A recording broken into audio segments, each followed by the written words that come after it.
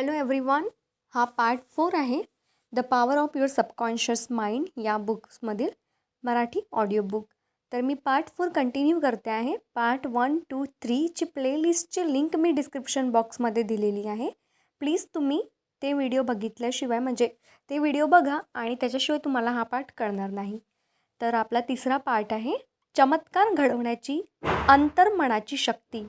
तुमच्या अंतर्मनाची शक्ती मोजताच येत नाही, इतकी ती अमाप आहे. ती तुम्हाला प्रेरित करते व मार्ग दाखवते. आठवणीचं भांडार ह्या अंतर्मनातच असतं. यातून ती घटनांची सुस्पष्ट प्रतिमा दाखवते. तुमचं अंतर्मनच तर तुमच्या हृदयाच्या ठोक्यांना व रक्त भिसरणारा पचनक्रियेला व उत्सर्जन क्रियेला नियमित करतं. तुम्ही खाल्लेल्या अन्नाचं रूपांतर ती मांसपेशी, स्नायू, रक्त व हाडं यामध्ये करतं. अंतर्मनाचं हे कार्य पृथ्वीवरील कोणत्याही व्यक्तीच्या आकलनापलीकडीलचं आहे आणि तुमच्या शरीरातल्या सर्वात महत्त्वाच्या प्रक्रिया अंतर्मनच नियंत्रित करतं. अंतर्मनाला सगळ्या प्रश्नांची उत्तरं माहीत असतात.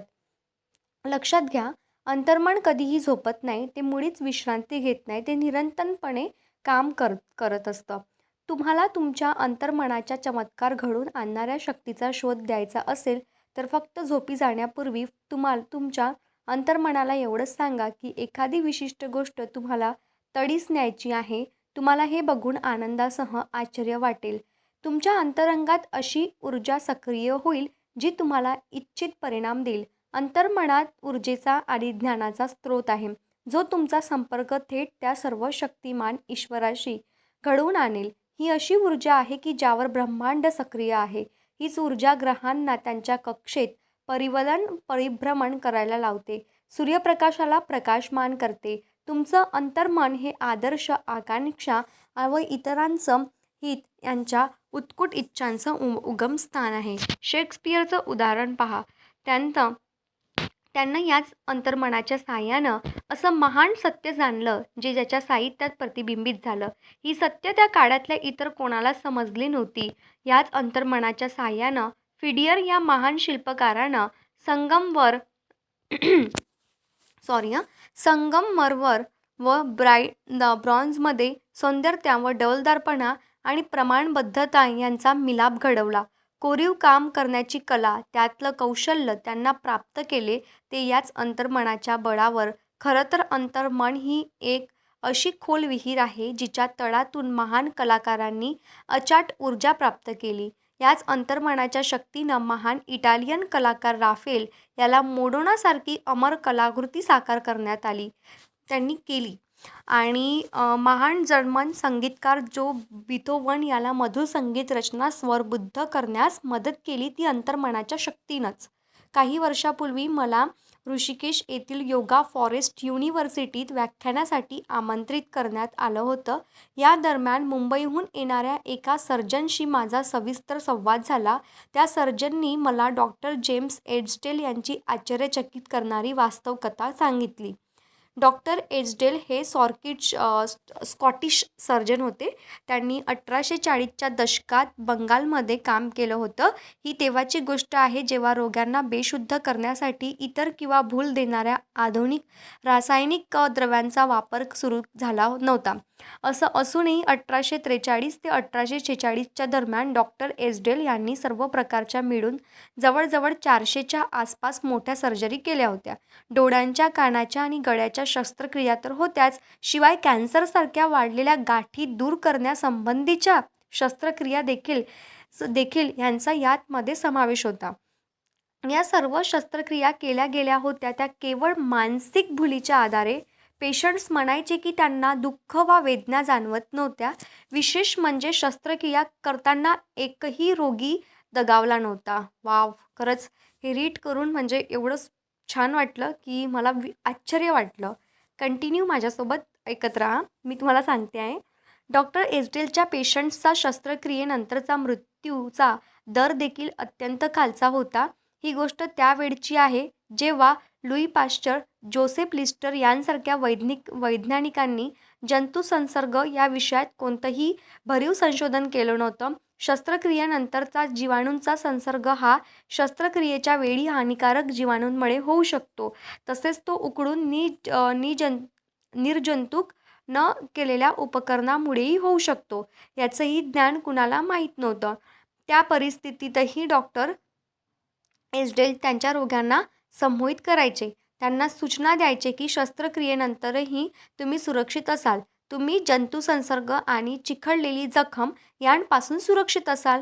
पेशंटचं अंतर्मन डॉक्टरांच्या या सूचनेला प्रतिसाद द्यायचं. मग काय, सर्व पेशंट्स जीवघेण्या इन्फेक्शनविरुद्ध लढायला अगदी सज्ज व्हायचे. विचार करा, ही घटना आहे 150 वर्षापूर्वीची. या स्कॉटिश सर्जननं अंतर्मनाच्या चमत्कारिक आणि जादुई शक्तीचा कसा वापर करायचा याचा शोध लावला होता. या अवलियापुढे नतमस्तक व्हायला हे कारण पुरेसे आहे. ज्या पारलौकिक शक्तींनी डॉक्टर एसडेलना प्रेरित केलं व त्या पेशंट्सचं जीवघेण्या धोक्यांपासून संरक्षण केलं, त्या विलक्षण शक्तीवर तुम्ही ताबा मिळवू शकता. अंतर्मन तुम्हाला स्थळ काळाच्या सीमेतून, बंधनातून मुक्त करतं. ते तुम्हाला विवंचना, दुःख, यातना यांपासून मुक्त करू शकतं.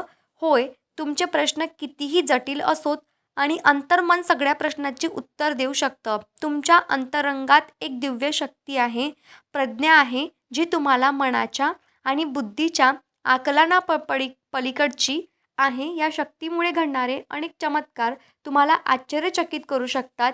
या विलक्षण अनुभवांमुळे तुम्ही आनंदाने भरून जाल. टॉपिक दुसरा घेते आहे, म्हणजे कंटिन्यूच आहे. तुमचं अंतर्मन हेच तुमच्या आयुष्याचं पुस्तक आहे.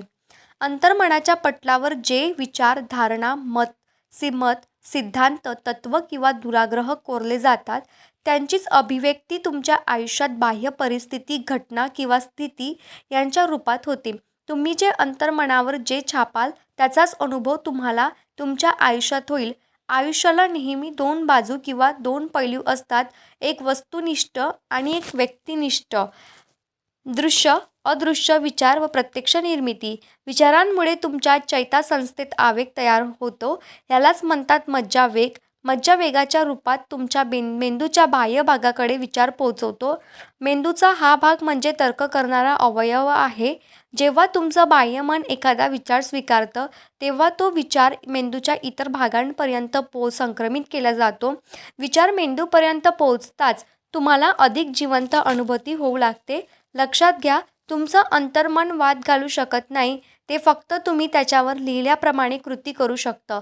तुमचं बाह्यमन ज्यावर शिक्कामोर्तब करेल त्या अनुमानांना ते अंतिम मानतं. म्हणजे तुम्ही सतत तुमच्या जीवनरूपी पुस्तकावर लिहित असता. लक्षात घ्या, तुमचं विचारच तुमचे अनुभव बनून जातात. अमेरिकन विचारवंत इमर्सनच्या शब्दात सांगायचं तर, मनुष्य दिवसभर जो विचार करतो तसाच तो बनतो. अंतर्मनावर पडलेली छाप नेहमीच व्यक्त होते. विल्यम जेम्स हे अमेरिकन मानसशास्त्राचे जनक होते.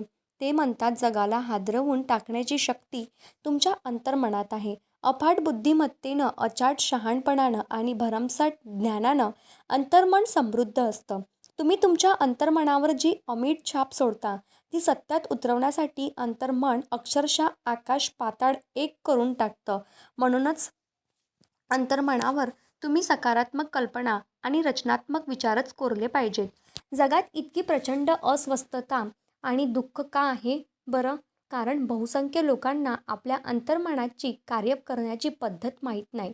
बाह्यमनात व अंतर्मनात होणाऱ्या क्रिया, प्रतिक्रिया, त्यांच्यातील परस्पर संबंध यांपासून जगातले बहुतांश लोक अनभिज्ञ आहेत.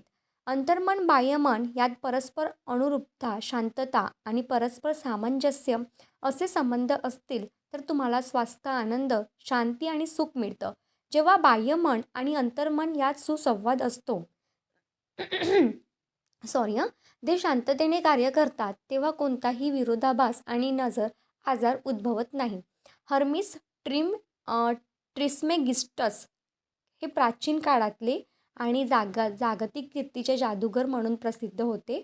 त्यांच्या मृत्यूनंतर अनेक शतकांनंतर जेव्हा त्यांची कबर उघडण्यात आली, तेव्हा त्या काळातल्या विद्वानांमधली उत्सुकता आणि नवलाईची भावना शिगेला पोहोचली होती.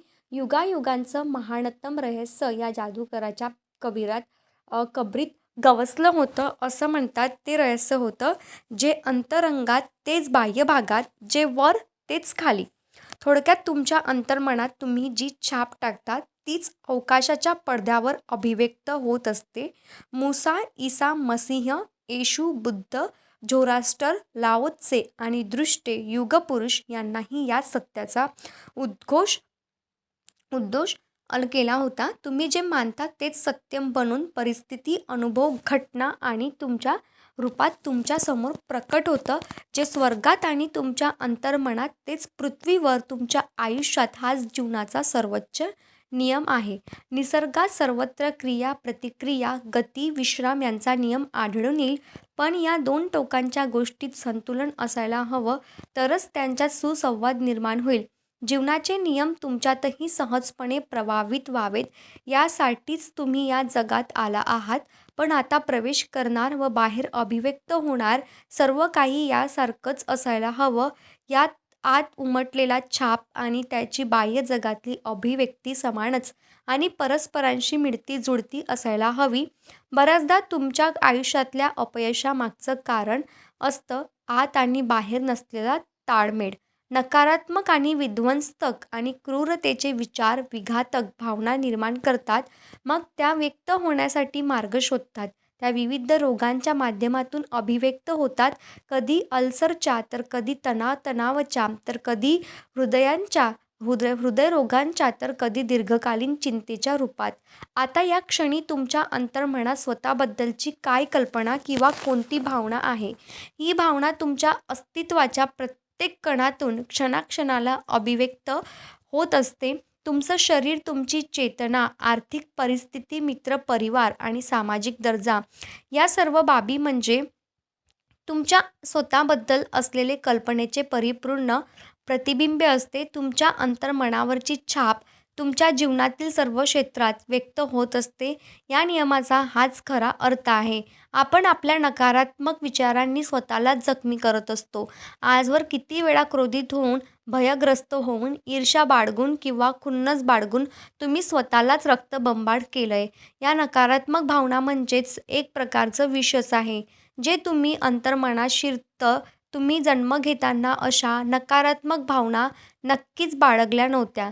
म्हणून जीवनशाली विचारांनी तुमच्या अंतर्मनाचं पोषण करा. परिणामी तुमच्या आत भरून राहिलेली सगळी नकारात्मकता घाण धुतली जाईल. तुम्ही सतत असे करत गेलात तर सगळा नकारात्मक भूतकाळही पुसला जाईल आणि तो पूर्णपणे विसरला जाईल. अंतर्मन घातकी त्वचारोग बरा करू शकतं.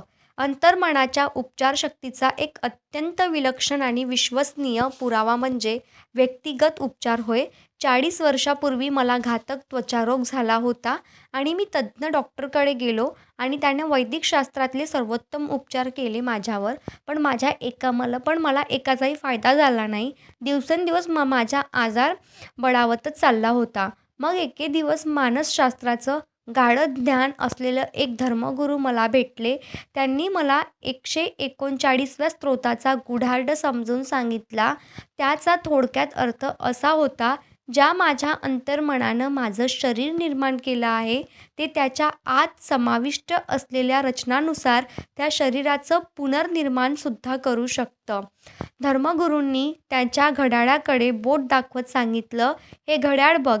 ज्यानं बनवलं त्याच्या मनात बनवण्याबाबत सुस्पष्ट कल्पना होती. जर काही कारणांनी ते घड्याळ बंद पडलं तर ते घड्याळ बनवणाऱ्याला काही मूलभूत कल्पना देतं, ज्यामुळे पुन्हा दुरुस्त करता येईल.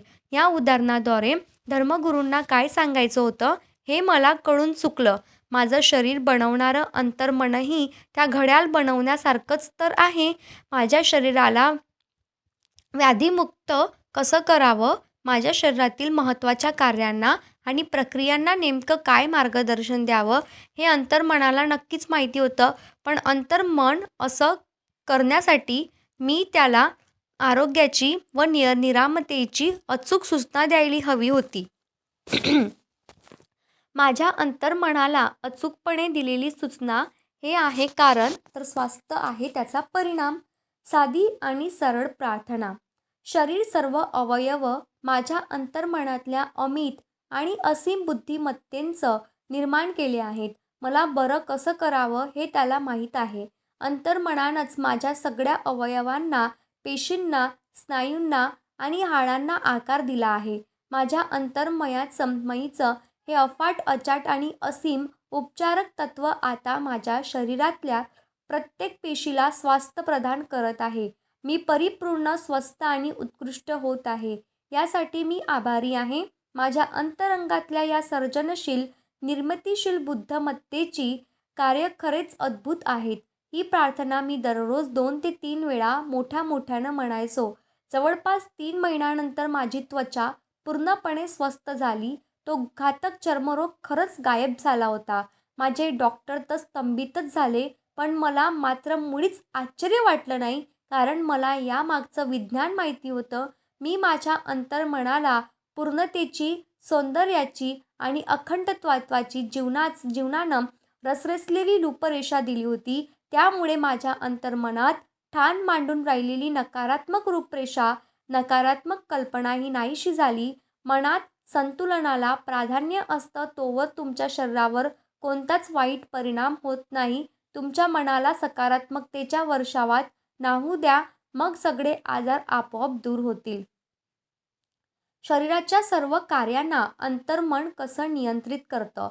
तुम्ही झोपेत असा वा जागे असा, अंतर्मनाच्या अथक अखंड कार्यामुळे शरीराची अति महत्त्वाची कार्ये अखंडपणे चालत राहतात.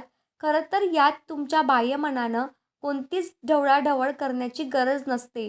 तुम्ही झोपलेले असता तेव्हाही तुमचं हृदय एका विशिष्ट लयीत धडकत असतं. तुमची छाती, फुफ्फुसांचे स्नायू तुमच्या फुफ्फुसात हवा भरत असतात आणि तशीच बाहेर काढण्याचं कामही करत असतात.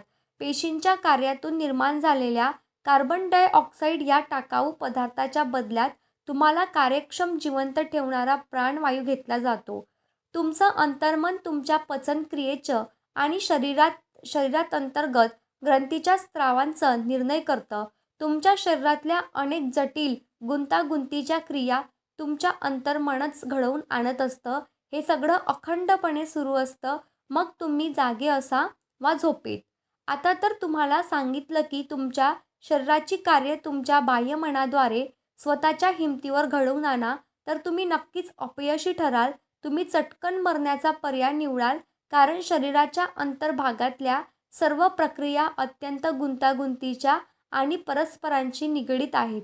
ओपन हार्ट सर्जरी करताना वापरलं जाणारं एक मशीन तर हा एक आधुनिक वैद्यकीय उपकरणातल्या चमत्कारांपैकी एक चमत्कार आहे.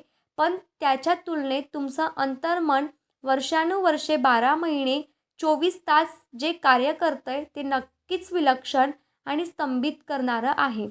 समजा तुम्ही सुपरसोनिक जेटलायनरमधून प्रवास करत आहात, पण तुम्ही विमानचालकाच्या कॉकपिटमध्ये गेला आहात. विमान कसं चालवतं त्याची माहिती तुम्हाला नक्कीच नसते, पण एखादी शंका विचारून वैमानिकाचं लक्ष विचलित करून एखादी समस्या निर्माण करणं तुमच्यासाठी सहज शक्य आहे. तुमचं बाह्यमन हे तुमचं शरीर मुळीच चालवू शकत नाही, पण बाह्यमनातल्या शंका आणि काळजी, भीती यांमुळे अंतर्मनाच्या कार्यपद्धतीत नक्कीच अडथळा निर्माण होऊ शकतात. हृदय, फुफ्फुस, जठर, आतडी यांच्या सामान्य कार्यात चिंता, काळजी, भय आणि निराशा हे अडथळे निर्माण करतं हे तुमचं बाह्यमनच. वैद्यकीय क्षेत्रातल्या तज्ज्ञांना तणावामुळे निर्माण होणाऱ्या आजारांचं गांभीर्य पटलं आहे. नकारात्मक विचार तुमच्या अंतर्मनाच्या सुसंवादी सहज कार्यात बाधा आणतात. शारीरिक आणि मानसिक स्तरावर अस्वस्थ होताच त्वरित सजग व्हा. अशा वेळी तुम्ही एकच गोष्ट उत्तम करू शकता, ती म्हणजे स्वतःला शिथिल करणं. तुमच्या विचारांची गती थांबवा. आता तुमच्या अंतर्मनाशी संवाद साधा. त्याला परमशांती, सुसंवाद आणि दैवी सुव्यवस्था प्रस्थापित करण्याचं आवाहन करा. असं केल्यास तुम्हाला समजेल की तुमच्या शरीराच्या क्रिया, व्यवहार आता सामान्य स्तरावर आले आहेत. तर त्याचप्रमाणे शारीरिक आणि मानसिक स्तरावर अस्वस्थ होताच त्वरित सजग व्हा. अशा वेळी एकच उत्तम गोष्ट करू शकता, ती म्हणजे स्वतःला शिथिल करणं. तुमच्या विचारांची गती थांबवा. आता तुमच्या अंतर्मनाशी संवाद साधा. त्याला परमशांती, सुसंवाद आणि दैवी सुव्यवस्था प्रस्थापित करण्याचं आवाहन करा. असं केल्यास तुम्हाला समजेल की तुमच्या शरीराच्या क्रिया, व्यवहार आता सामान्य स्तरावर आले आहेत. अंतर्मनाशी अत्यंत दृढपणे संवाद साधल्याची खात्री करा. ते तुमच्या आदेशांना पूर्ण करण्याचा प्रतिसाद देईल. अंतर्मनाकडून काम कसं करून घ्याल? पहिली गोष्ट समजून घ्या की तुमचं अंतर्मन अखंडपणे कार्य करत असतं. मग भलेही तुम्ही त्याला काम करण्याचा आदेश द्या अथवा नका देऊ. अंतर्मन रात्रंदिवस अविरतपणे कार्यमग्न असतं. अंतर्मन हाच तुमच्या शरीराचा निर्माता आहे, पण त्याच्या निर्मितीची प्रक्रिया आंतरिक, अदृश्य असून शांत आहे. त्यामुळे ती तुम्हाला जाणवणार नाही किंवा ऐकूनही येणार नाही. तुमचा संबंध नेहमी तुमच्या बाह्यमनाशी येत असतो, अंतर्मनाशी नाही.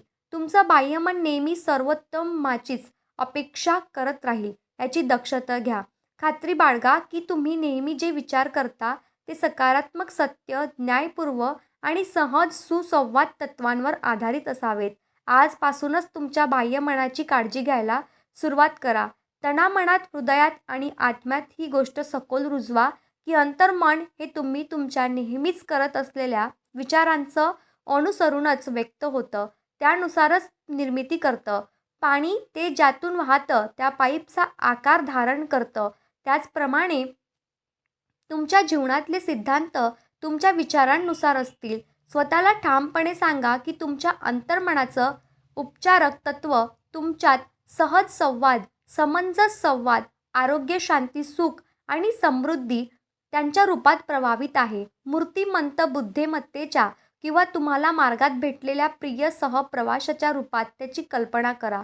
ती सतत तुमच्यात प्रभावित होत तुम्हाला तेजस्वी, प्रोत्साहित आणि प्रगत उन्नत करत आहे. ती शक्ती तुमच्या विश्वासानुसार प्रतिक्रिया मनाचे उपचारक सिद्धांत नेत्रज्योती पुन्हा जागवतात. जगात अनेक धर्मस्थळ आहेत. त्या सुप्रसिद्ध धर्मस्थळांपैकी सर्वात मोठं धर्मस्थळ दक्षिण-पश्चिम फ्रान्समधील लॉर्ड्स हे आहे. या धर्मस्थळातल्या वैद्यकीय विभागांचं ऑफिस अशा अनेक फायलींची गच्च भरलेला आहे. या फाईलनी गच्च भरलेला आहे. या फाईलीमध्ये चमत्कारिक उपचारांच्या हजारो अधिकृत केसेसची तपशिलासह नोंद आहे. मादाय बायर हे अशा अनेक केसेसपैकी एक उदाहरण. तिच्या डोळ्यातला मज्जेचा भाग झिजून गेला आणि तो निकामी झाल्यानं ती अंध झाली होती. लॉर्ड्सला आल्यावर तिची दृष्टी परत आली. तिला तपासणाऱ्या अनेक डॉक्टरांनी तिला सांगितलं होतं की तिची दृष्टीचे नसतंतू अजूनही निकामी झाले आहेत, पण तरी ती पाहू शकत होती. एका महिन्यानंतर तिच्या दुसऱ्या तपासणीत आढळलं की तिची दृष्टी पूर्ववत सामान्य झाली होती. मादाम बायर ही काही धर्मस्थळावर असलेल्या पाण्यामुळे बरी झाली नव्हती याची मला खात्री होती. तिला स्वस्थ करणारं तिचं अंतर्मनच होतं. अंतर्मनाचं तिच्या श्रद्धेला प्रतिसाद दिला होता. जसे तिचे विचार होते तसाच तिच्या अंतर्मनाच्या उपचारक सिद्धांतांनी तिला प्रतिसाद दिला होता. श्रद्धा म्हणजे अंतर्मनात रुजलेला एक विचारच असतो. एखादी गोष्ट सत्य म्हणून स्वीकारणं हीच श्रद्धा. अंतर्मनानं स्वीकारलेला विचार स्वतःच त्याची अंमलबजावणी आपोआप करतो.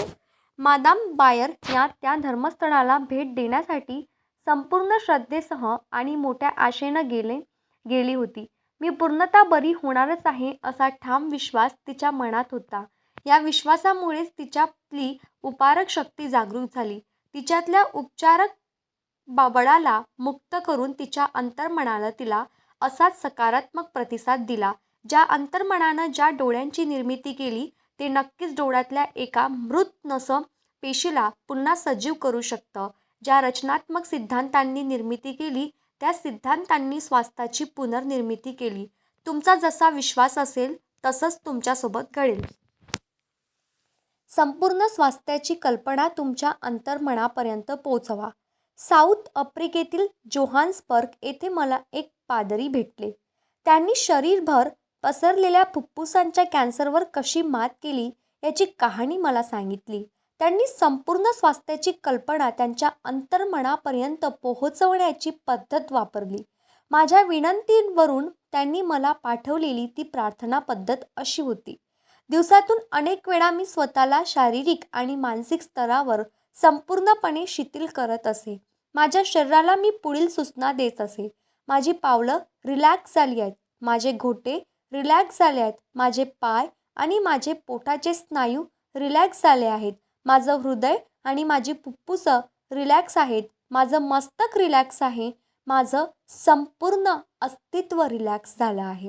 अशा स्वयंसूचना देत साधारणतः 5 मिनिटानंतर मी झोपेच्या गुंगीसारख्या अवस्थेत जायचो. मग मी पुढच्या सत्यपूर्वक ओळींचं उच्चारण करत होतो. ईश्वराचं परिपूर्णत्व माझ्या माध्यमातून अभिव्यक्त होत आहे. संपूर्ण स्वास्थ्याची आरोग्याची कल्पना आता माझ्या अंतर्मनात भरून राहिली आहे. ईश्वराकडे माझी जी प्रतिमा आहे ती परिपूर्ण आहे आणि माझं अंतर्मन ईश्वराच्या मनातील त्या परिपूर्ण प्रतिमेनुसार माझ्या शरीराची पुनर्निर्मिती करत आहे. हे धर्मगुरू या पद्धतीनं उल्लेखनीयरित्या बरे झाले. परिपूर्ण स्वास्थ्याची कल्पना अंतर्मनाला साध्या व सरळ मार्गानं कळवण्याचं तंत्र त्यांनी वापरलं. तुमच्या अंतर्मनाला परिपूर्ण स्वास्थ्याची कल्पना देण्याचा आणखी एक अद्भुत मार्ग म्हणजे शिस्तबद्ध वा शास्त्रीय कल्पना. अर्धांगवायू झालेल्या एका माणसाला मी सांगितलं की त्यानं स्वतःशी सुस्पष्ट चित्र रंगवायचंय, ज्यात तो त्याच्या कार्यालयात इकडं तिकडं हिंडत आहे, त्याच्या टेबलाला स्पर्श करत आहे, फोनवर बोलत आहे आणि कार्यालयातील इतर सगळी कार्य करत आहे जी त्यानं त्याला बरं वाटल्यावर केली असती. मी त्याला समजावून सांगितलं की हे पूर्ण आरोग्याचं मानसिक कल्पना चित्र त्याच्या अंतर्मनाद्वारे स्वीकारलं जाईल. त्यानं स्वतःला त्या भूमिकेत झोकून दिलं. त्याला असं जाणवू लागलं की तो खरोखरच ऑफिसमध्ये परत आला आहे. त्याला माहीत होतं की त्याच्या अंतर्मनानं त्याला काही निश्चित काम करण्यासाठी दिलं आहे. त्यानं अनेक आठवड्यांसाठी कल्पनाचित्र पाहण्याचं तंत्र शिस्तबद्ध पद्धतीनं, कटाक्षानं आणि उत्कटतेनं पाळलं. एके दिवशी घरात कोणीही नव्हतं. फोनची घंटी वाजू लागली. टेलिफोन त्याच्या बेडपासून 12 फूट दूर होता. तरीही तो तिथंपर्यंत जाऊन त्यानं फोन उचलला. त्याच क्षणापासून त्याचा आजार नाहीसा झाला. त्याच्या मानसिक कल्पनाचित्राला त्याच्या अंतर्मनानं प्रतिसाद दिला आणि तो बरा झाला. हा माणूस एक मानसिक समस्यानं पीडित होता, जी त्याच्या मेंदूत निर्माण होणाऱ्या मज्जा आवेगांना त्याच्या पायापर्यंत जाण्यापासून परावृत्त करायची परिणामी तो चालू शकला नव्हता. पण आतील उपचारक शक्तीकडं लक्ष वळवताच त्याच्या पायातून ऊर्जा वाहू लागली. तुम्ही विश्वास ठेवून जे काही मागाल ते प्राप्त कराल. हे लक्षात ठेवा, अंतर्मन तुमच्या शरीराच्या सर्व महत्त्वपूर्ण प्रक्रियाचं नियमन करतं. त्याला सगळ्या प्रश्नांची उत्तरं माहिती असतात. झोपी जाण्यापूर्वी तुमच्या अंतर्मनाला विशिष्ट सूचना द्या आणि चमत्कार घडून आणणाऱ्या अंतर्मनाच्या त्या शक्तीचा अनुभव घ्या.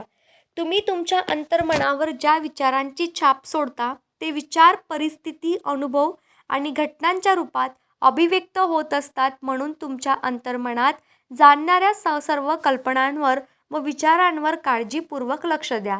क्रिया प्रतिक्रियेचा नियम सर्वव्यापी आहे. तुमचा विचार ही क्रिया आहे, तर तुमच्या या विचाराला तुमचं अंतर्मनानं आपोआप दिलेला प्रतिसाद ही प्रतिक्रिया आहे.